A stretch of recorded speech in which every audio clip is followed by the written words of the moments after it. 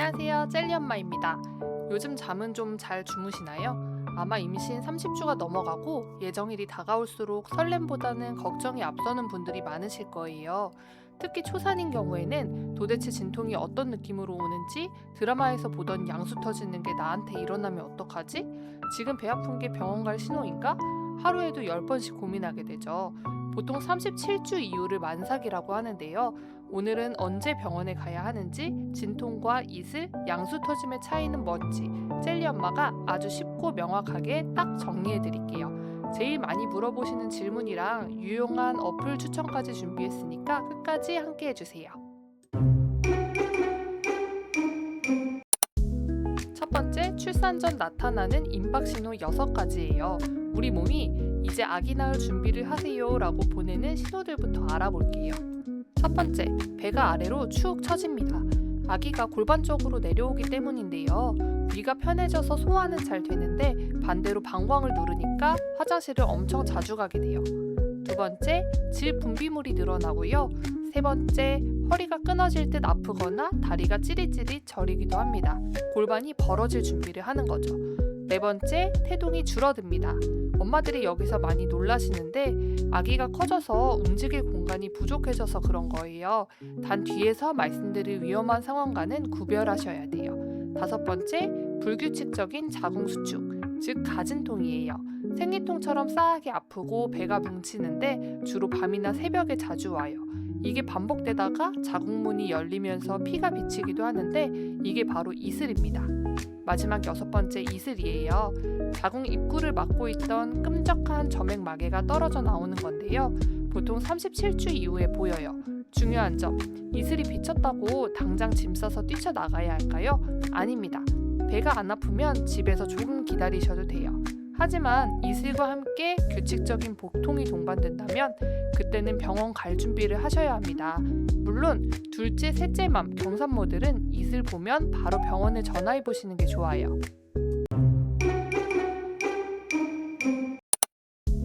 그럼 진짜 병원에 가야 하는 진진통은 도대체 가진통이랑 뭐가 다를까요? 딱 3가지만 기억하세요. 첫 번째는 규칙성. 가진통은 불규칙해요. 아팠다 안 아팠다 제멋대로죠. 반면 진진통은 시계처럼 규칙적입니다. 두 번째와 세 번째는 강도와 부위인데요.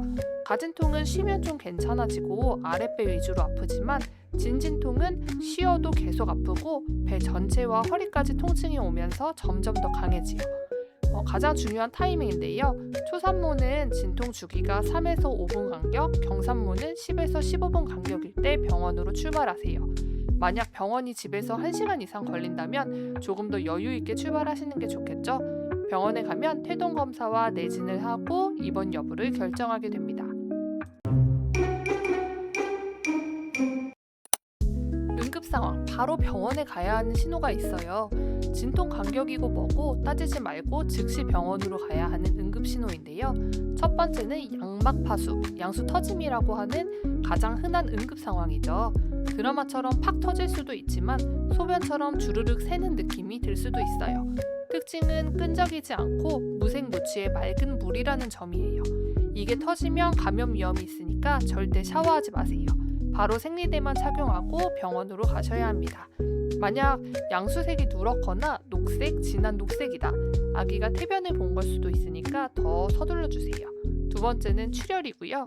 이슬 수준이 아니라 패드가 흠뻑 젖을 정도의 피나 피덩어리가 나온다면 위험합니다. 당장 가셔야 되고요. 세 번째는 심한 복통과 네 번째, 태동 소실. 배가 딱딱해지면서 심한 복통과 출혈이 같이 있으면 태반 조기 박리일 수 있고요. 하루 종일 태동이 한 번, 두 번도 안 느껴진다? 이것도 바로 병원으로 가셔서 확인하셔야 합니다. 엄마들이 가장 궁금해하는 질문 5가지예요. 첫 번째, 자궁문이 얼마나 열려야 낫나요? 많이들 물어보시는데요. 초산은 2에서 3cm 열려야 이제 시작이구나 봅니다. 보통 3cm 이상 열리면 진짜 아프기 시작하고 4에서 8cm 열릴 때가 제일 힘들어요. 10cm가 다 열려야 힘주기를 시작할 수 있고요. 그 전까지는 아파도 쉬면서 걷고 호흡하는 게 순산의 지름길입니다. 두 번째, 제왕절개 날짜 잡았는데 그 전에 진통이 오면요. 당황하지 말고 병원에 전화하세요. 금식 유지하고 가시면 응급 제왕절개를 하거나 상황에 따라 자연분만으로 바꾸기도 합니다. 너무 걱정 마세요. 세 번째, 무통주사는 언제 맞나요? 무통천국 다들 기다리시죠? 보통 자궁문이 3에서 4cm 열렸을 때 맞아요. 근데 진행이 너무 빠른 경산모님들은 타이밍을 놓쳐서 못 맞고 낳는 경우도 가끔 있어요. 네 번째, 진통 시간은 얼마나 걸리나요? 사람마다 다르지만 평균적으로 초사는 6시간에서 8시간, 경사는 2시간에서 6시간 정도 걸려요. 생각보다 길죠? 체력 비축 필수입니다. 마지막 다섯 번째, 119를 불러야 할 때가 있나요? 경산모인데 양수가 터지거나 그러면 이제 진행이 엄청 빨라서 30분 만에 낳기도 해요. 또 출혈이 너무 심할 때는 지체 말고 119의 도움을 받으세요. 진통 간격 재느라 시계만 보고 있을 순 없잖아요. 어플 도움을 받으세요. 순산에어 같은 진통 측정 어플을 많이 쓰시는데요. 배가 아플 때 시작, 멈추면 종료만 누르면 알아서 분석해서 지금 병원에 가세요 하고 알려줍니다. 단 이건 참고용이에요. 어플이 아직 멀었다고 해도 양수가 터지거나 출혈이 있으면 무조건 병원 가셔야 합니다. 막달이 되면 몸도 무겁고 출산에 대한 공포로 잠 못 이루는 밤이 많으실 거예요.